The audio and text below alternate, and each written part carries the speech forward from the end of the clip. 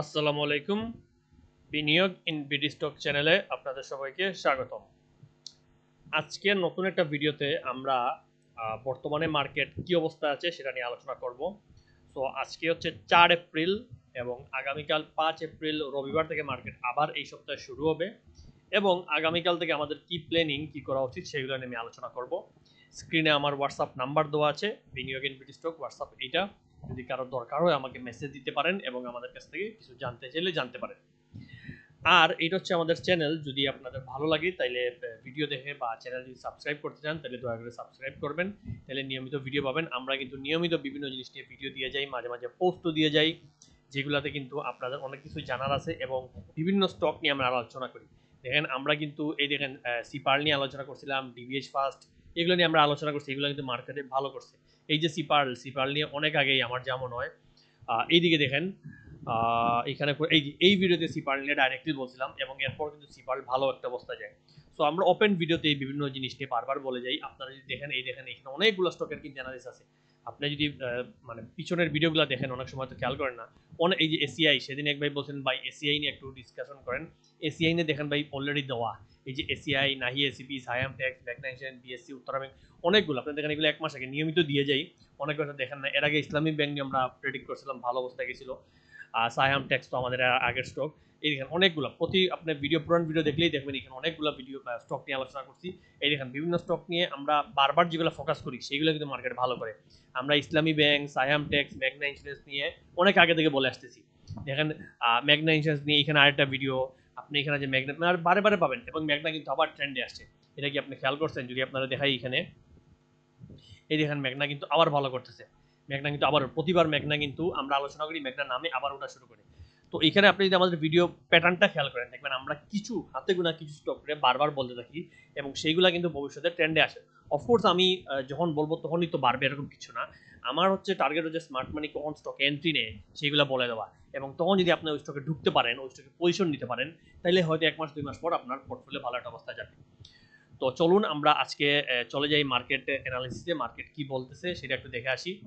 এখন আমরা যদি ডিএসই ইন্ডেক্স আমরা দেখি তাইলে আমাদের বর্তমান অবস্থা হচ্ছে এটা হচ্ছে দেখেন আমাদের প্রেডিকশন করা আগের যে মার্কেট, আমরা বারবার আগে থেকে বলে আসছি যে 5170 জোন থেকে মার্কেট ঘুরবে এবং আপনাদের ভিডিওতে এক্সাক্ট এই টার্গেটটা দেওয়া 5167 এই জায়গায় টাচ করে কিন্তু মার্কেট ঘুরছে। এটা বিশ্বাস না হলে আপনারাও পুরান ভিডিও দিকে দেখতে পারেন।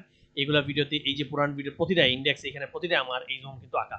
যে কোনো একটা ভিডিও কয়েকটা ভিডিও চেক করলে আপনি দেখবেন যে আমি কিন্তু এই জোনটা অনেক আগে থেকে একে একে রাখছি এবং এইখান থেকে মার্কেট যখন রিভার্স করলো পরের দিন যে বেশি হয়ে গেছে এইটা কিন্তু আমাদের ভালো লাগেনি। আমরা বিভিন্ন জায়গায় বসি, আমার গ্রুপে আমি বলছি যে এত বড় উত্থানটা আসলে আমার ভালো লাগেনি, উচিত ছিল স্লোলি বাড়া। মার্কেটের এই যে স্লোলি বাড়াটা আমরা পছন্দ করি, কারণ এতে হয় কি, এই বাড়ার মাঝে আপনি একটা স্টক কিনবেন 5-10% প্রফিট করে সেল দিয়ে আরেকটা কিনবেন আবার 10% এরকম করে ঘুরতে পারবেন এবং দু একটা স্টক 20-30% দেবে। কিন্তু যখন মার্কেট বুম করে উঠে আবার বুম করে নামে তখন হয় কি, আসলে দেখা যায় একদিনে সব স্টকই 2-3% বেড়ে গেছে। কোনোটা বেশি বাড়ে না, 10% কোনোটা বাড়ে না, কিন্তু 2-3% 1% করে করে অনেক স্টক বেড়ে যায়। এতে গিয়ে আমরা ওই যে সুইং ট্রেডিং অর্থাৎ করতে পারি না। ওই যে একটা কিনে সেল দিলাম আরেকটা কিনবো, এই যে সুইং ট্রেডিং একটার পর একটা ওইটা করতে পারি না, তো আমাদের প্রফিটটা অনেক কম হয়। তো যে কারণে বড় উত্থানটা কখনোই আমার পছন্দ না এবং যে কারণে পরের দিন থেকে আমি আমার গ্রুপে বারবার বলছি সাবধান হয়ে যান, মার্কেট নামতে পারে এবং আমরা সুযোগ বুঝে আবার কিনবো আর কিনবো না। আমরা ঠিক এই ক্যান্ডেল, এই যে লাল ক্যান্ডেলের দিন কিনছিলাম এবং এরপর আর কিনি। আবার যেদিন মার্কেট এই নিচে আসে তখন আমরা কিছু স্টকে এন্ট্রি নেই, কিন্তু আমরা এখন হাতে ক্যাশ নিয়ে হোল্ড আছি। এটাই দেখেন আমি আমার গ্রুপে বুধবার বলেছিলাম, বুধবার যখন মার্কেট অনেক বাড়ে তখন বলছিলাম যে ইন্ডেক্স হঠাৎ করে বড় উত্থান, এটা ভরসাযোগ্য না। এগুলাই স্মার্ট মানি কৌশল। ইন্ডেক্স যে কোনো সময় আবার 5180 পর্যন্ত নেমে আসতে পারে, একদিনে না, ওইটা কয়েক সপ্তাহে মিলে আসবে, এরকম একটা আমার ধারণা। এবং ইন্ডেক্স বাড়ছে আপনার ইসলামী ব্যাংক, ব্রাক ব্যাংক এইগুলো দিয়ে, মানে এইগুলো কয়েকটা বড় বড় ফান্ডামেন্টাল এবং ব্যাংকে যদি আপনি 20 পয়সা 30 পয়সা 1 টাকা বাড়ায় দেন তাহলে দেখবেন ইন্ডেক্স 50 পয়েন্ট বেড়ে গেছে।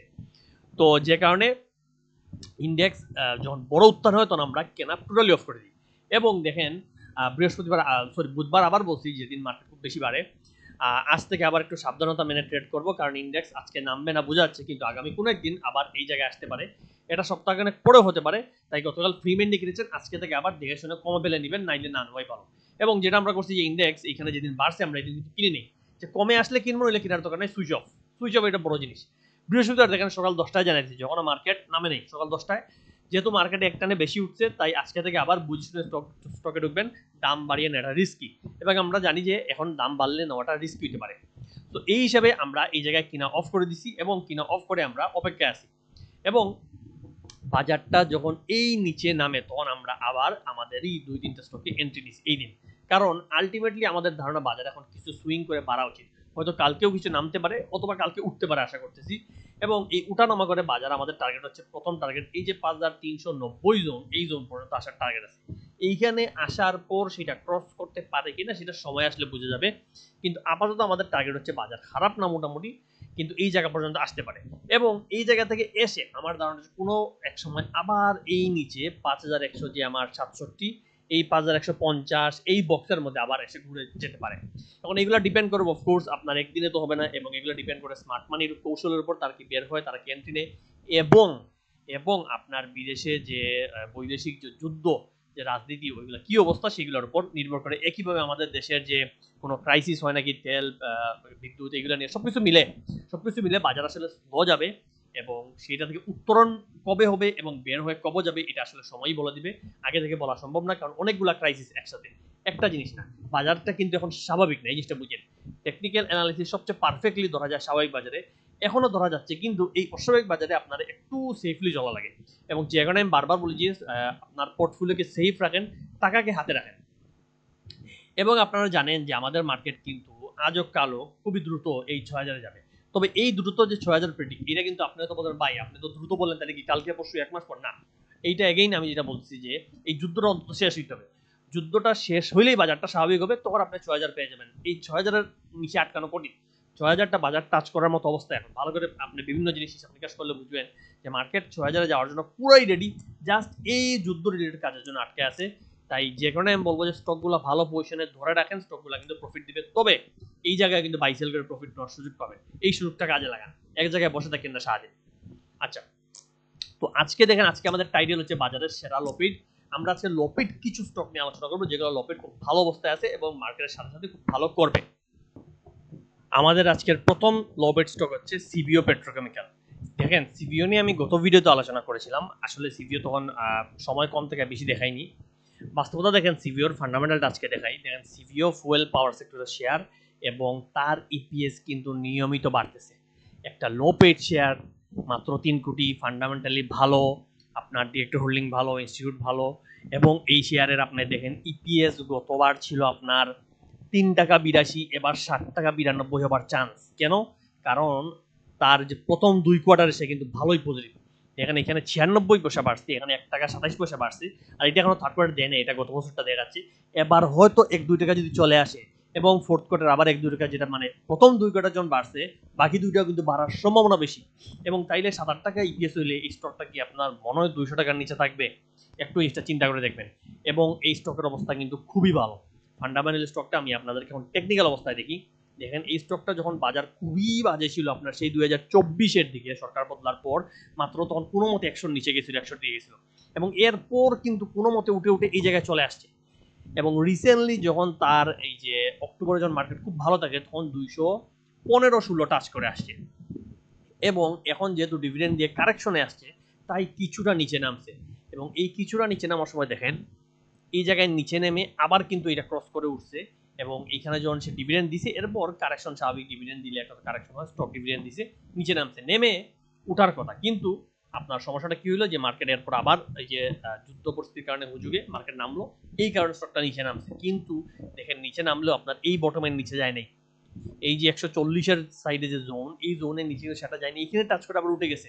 এবং উঠার পর এইখানে সে সময় নিচ্ছে, এটাকে বলে অ্যাকুমুলেশন। এখানে সে একটু সময় নিয়ে এই জায়গার মধ্যে ঘোরাফেরা করতেছে। এবং এইখানে হয়তো 1 দিন 2 দিন 5 দিন 1-2 সপ্তাহ 1 মাসও ঘুরতে পারে, কিন্তু যখন এটা ব্রেকআউট দিয়ে উঠবে, তখন কিন্তু শেয়ারটা প্রথমেই একটা নিয়ে আপনার 200-র দিকে চলে আসবে। এই জিনিসটা খেয়াল রাখবেন। বাইং জোন আপনার এই জায়গা, এবং তখন উঠে উঠে 200-র দিকে চলে আসবে। এবং 200টা যদি ব্রেকআউট করতে পারে, তাইলে শেয়ারটা কিন্তু আপনার এই যে 220-220-এর জোন দিকে চলে যাবে। এই জিনিসটা খেয়াল রাখবেন। এগুলো দেখেন, একদিনে তো হবে না, এটা আপনার খেয়ালে রাখতে হবে, নিয়মিত ট্র্যাক করতে হবে। বাইয়ের ক্ষেত্রে মানে কেনার ক্ষেত্রে আস্তে আস্তে ধাপে ধাপে কিনতে হবে। এটা হচ্ছে আমাদের প্রথম শেয়ার, খেয়াল রাখবেন। এরপর আরেকটা পুরান স্টক নিয়ে আলোচনা করি। দেখেন, হাক্কানি পালটা গত ডিসেম্বর বা জানুয়ারিতে দিয়েছিলাম, সঠিক আমার মনে নেই, এখানে ডেট নাই। তো ডিসেম্বর জানুয়ারিতে আমরা বলছিলাম 70 টাকা প্লাস মাইনাসে বাই, স্টপ লস এবং ফার্স্ট টার্গেট সেকেন্ড টার্গেট এত। এবং দেখেন এই স্টকটা এই জায়গায় মনে হয় এই জায়গায় বাই করার কথা ছিল, কারণ এই জায়গায় যখন ব্রেকআউট দিছিল তখন আমি এন্ট্রি নিতে বলছিলাম, এবং এই বক্সের মধ্যে আমরা মানে স্টকটা ঘোরাফেরা করবে, এবং এই বক্স ক্রস করে প্রথম টার্গেট কিন্তু সে যে 78 টাকা, এই যে কত এখানে 78 বা 82, এই জায়গায় কিন্তু সে স্টক এর কাছাকাছি চলে যায়, 80-র কাছাকাছি ঘুরে আসে, এবং এখানে একটা সেল পয়েন্ট ছিল। এবং এরপর যখন নামে এই জায়গায় আসলে কিন্তু আবার বাইং জোন, দেখেন এই বক্সের নিচে কিন্তু যায় নাই, বক্সটা যদি আমি এক্সটেন্ড করি এখনো কিন্তু এই বক্সের ভিতরেই ঘুরেফেরা করছে, যতবার এই বক্সের ট্যাপ করে উল্টে গেছে, উপর থেকে নেমে এই বক্সে ঢুকে কয়েকদিন থেকেই উঠে গেছে, আবার নেমে কয়েকদিন থেকেই উঠে গেছে, এবং পরের বার কিন্তু সেকেন্ড টার্গেট ছিল 98, এটা একটু বেশি টার্গেট দিয়েছিলাম, কিন্তু এক্সাক্ট 91-92 কিন্তু টাচ করে নামছে স্টকটা। তো এইখানেও কিন্তু একটা প্রফিট টেকিং সুযোগ ছিল যেহেতু, এবং সবচেয়ে মনে হয় টার্গেট আপনার মাথায় রাখতে হবে কি, ধরেন এটা টার্গেট 100 দিলাম, কথার কথা ধরেন 100, কিন্তু এইখানে আসার পর যখন মার্কেট সিগন্যাল দিছে বাজে হবে, এই যে মার্চের এখানে মার্কেট যখন বাজে যাবে বা মার্কেট যখন সেল সিগন্যাল, তখন আপনার সেল দিয়ে দিবেন। আপনার স্টক কখনো মার্কেটের উল্টা বাড়ে না আমাদের বাংলাদেশে, যখনই মার্কেট সিগন্যাল দিয়ে নামবে স্টক সে যতই ভালো ইপিএস যতই ভালো সেটা সেল দিয়ে বের হয়ে যাওয়া বেটার, কারণ কিছু হইলেও নামবে, এটা মানে পারফেক্ট মানে মুখস্থ জিনিস। তো এই জায়গায় যখন সেলিং সিগন্যাল আসে সেল দিতে পারলে এটাও কিন্তু একটা বড় প্রফিটের চান্স ছিল, এবং স্টকটা যদি আবার নেমে কোনো কারণে এই জায়গায় আসে আবার কিন্তু বাই করা যায়। হাক্কানির গন্তব্য কিন্তু এখানে শেষ বলে আমি মনে করি না, হাক্কানি এখনো খুব ভালো অবস্থানে যাবে। এবং হাক্কানি যদি আমাকে জিজ্ঞেস করেন ভাই হাক্কানি নিয়ে আপনার চিন্তা ভাবনা কি, হাক্কানি অনেক আগে থেকে ধরে রাখতেছি, অনেক আগে কয়েকবার আমরা হাক্কানি কিনছিলাম, এবং আমি নিজেও আসলে এই জায়গায় বেশি দিন রাখতে পারি, আমি সেল দিয়ে দিই সত্যি কথা।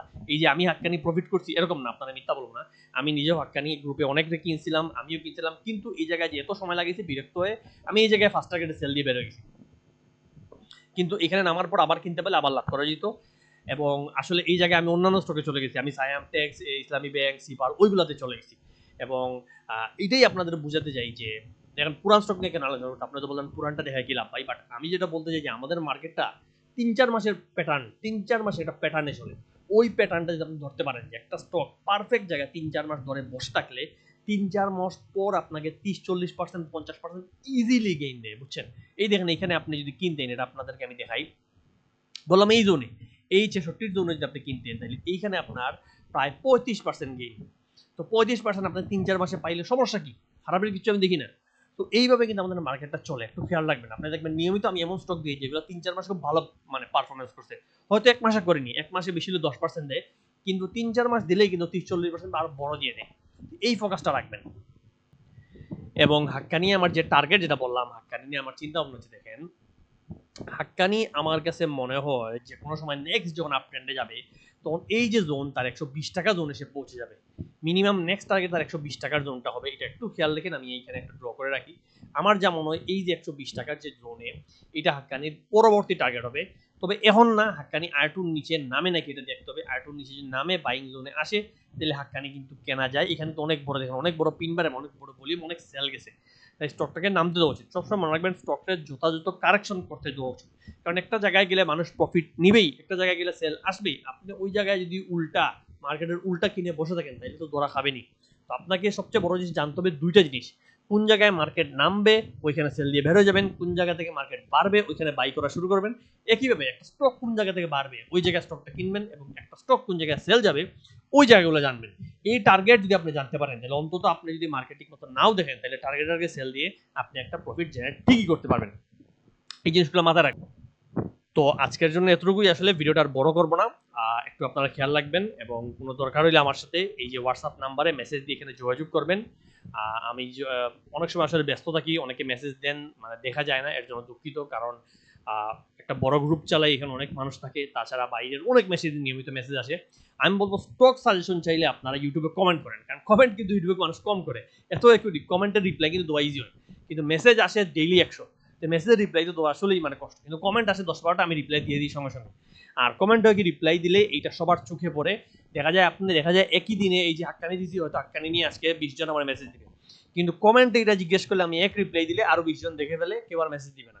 কিন্তু আমার মেসেজ দিলে যদি আপনি আমার পার্সোনাল মেসেজ দেন তাহলে দেখা যায় প্রত্যেককে বারবার রিপ্লাই দিতে হয়। তাই আমি বলবো যে কোনো দরকারে আপনি ইউটিউবে কমেন্ট করেন, আর একান্ত কোনো বিশেষ দরকার হলে মেসেজ দিন, ইনশাল্লাহ আমি চেষ্টা করবো রিপ্লাই দেওয়ার। তো আজকের জন্য এতটুকুই, ভালো থাকবেন, আসসালামু আলাইকুম।